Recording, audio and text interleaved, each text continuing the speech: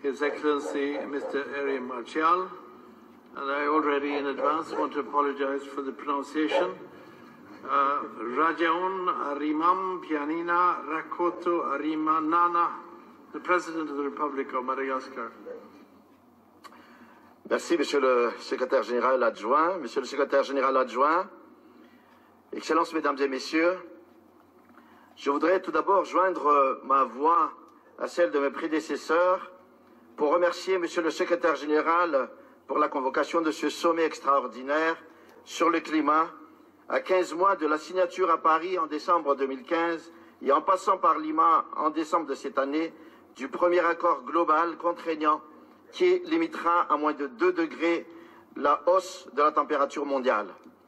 Notre rencontre d'aujourd'hui s'impose face à la concentration jamais égalée depuis Copenhague des émissions de gaz à effet de serre. Il s'agit maintenant de mobiliser le plus de volonté politique autour de la nécessité pour toutes les nations de s'engager à accélérer la mise en œuvre nationale de mesures pour réduire les émissions de gaz à effet de serre et pour renforcer la capacité de résilience face au changement climatique. Le dérèglement climatique, à travers la multiplication des catastrophes naturelles, est en effet devenu une réalité vécue dans la plupart des pays.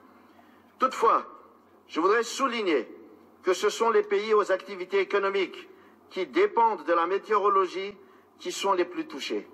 Madagascar en fait partie, car notre économie est largement tributaire de l'agriculture, de l'élevage, de la pêche, de l'aquaculture et du tourisme, des secteurs qui sont fortement fragilisés par le changement climatique. Madagascar, la plus grande île du sud-ouest de l'océan Indien, avec plus de 5000 kilomètres de côte, figure parmi les pays très riches en biodiversité, avec un taux d'endémicité de 85%. Une grande partie de la forêt humide de l'Est est d'ailleurs inscrite au patrimoine mondial naturel de l'UNESCO. Malheureusement, aux effets pervers du changement climatique viennent s'ajouter aussi des menaces causées par l'homme dues à la pauvreté, telles que la déforestation qui a déjà ravagé une partie de nos ressources naturelles. Notre pays est également frappé presque chaque année par des aléas climatiques extrêmes comme de violents cyclones, les inondations et la sécheresse. Certaines parties de la zone côtière malgache sont progressivement envahies par la mer due à la montée du niveau de l'océan. Ainsi, pour préserver nos richesses naturelles et surtout pour parvenir à la conservation de la biodiversité, l'État malgache, avec l'appui des partenaires techniques et financiers, a augmenté la surface des aires protégées à plus de 10% du territoire national, soit au moins 6 millions d'hectares.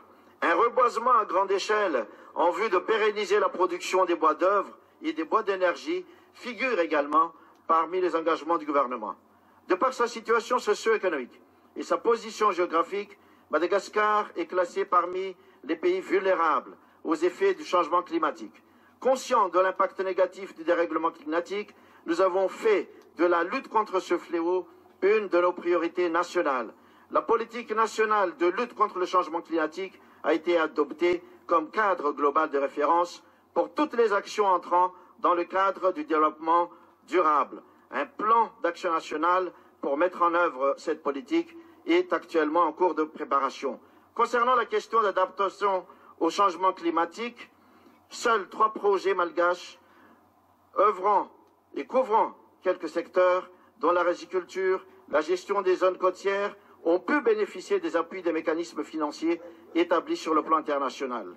Par ailleurs, notre pays a entrepris des actions relatives à la réduction des effets des émissions de gaz à effet de serre, liées aussi bien au développement qu'aux mécanismes de marché de carbone, tels que le mécanisme de développement propre et le mécanisme de compensation volontaire. Plusieurs mesures d'atténuation sont prévues dans les secteurs de l'agriculture, de l'élevage, de la foresterie, de l'énergie, ainsi que le développement des énergies renouvelables dont le potentiel est énorme à Madagascar. Monsieur le Président, Excellences, Mesdames et Messieurs, je forme le vœu que nos assises, non seulement des engagements soient pris, mais un large choix d'actions soit ainsi concrétisé à partir de ce que Monsieur le Secrétaire Général appelle l'agenda des solutions. De notre côté, Des mesures doivent être accélérées afin de faciliter l'accès et l'utilisation des ressources disponibles, sans oublier les entités nationales de technologie climatique pour accéder aux technologies adéquates. Enfin, nous attendons avec intérêt la concrétisation de la campagne faite par la Banque mondiale en faveur de l'introduction d'un prix de carbone. Je vous remercie de votre aimable attention.